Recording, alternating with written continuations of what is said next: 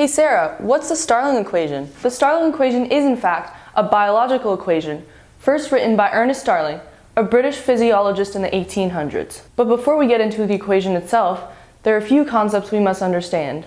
The first is diffusion. Diffusion is the movement of anything from a region of higher concentration to lower concentration.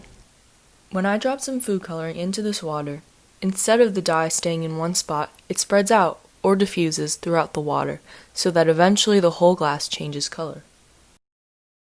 Next is osmosis. Imagine that I put a barrier in the middle of this glass of water. Only water may pass through this barrier. If I add more food coloring to just one side of the membrane, since the food coloring cannot diffuse through the membrane, the water will move into that side in order to create an equilibrium, or an equal ratio of food coloring to water.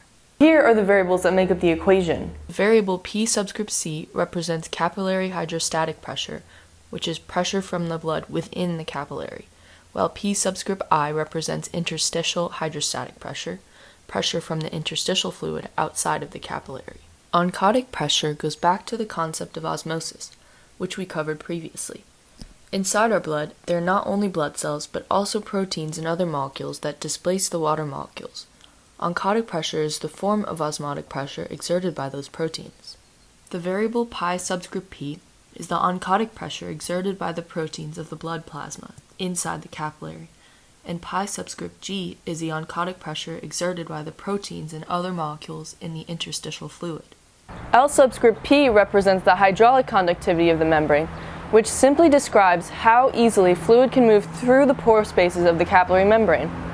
A porous rock has high hydraulic conductivity because water can pass through its crevices easily. The variable S is for the surface area for filtration, so how much membrane is being measured.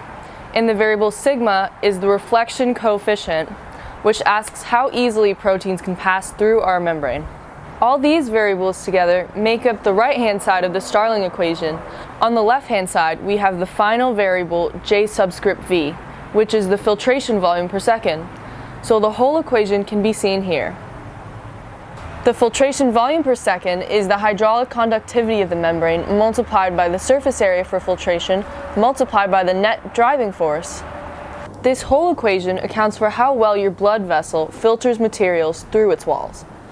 Doctors use this equation when diagnosing patients with a disease called pulmonary edema. In order to see if someone has this disease, doctors check the efficiency of the patient's alveolar filtration volume per second. The filtration of the edema fluid depends on the difference between the hydrostatic and oncotic pressure between the pulmonary capillary and the lung. Thanks for watching my video.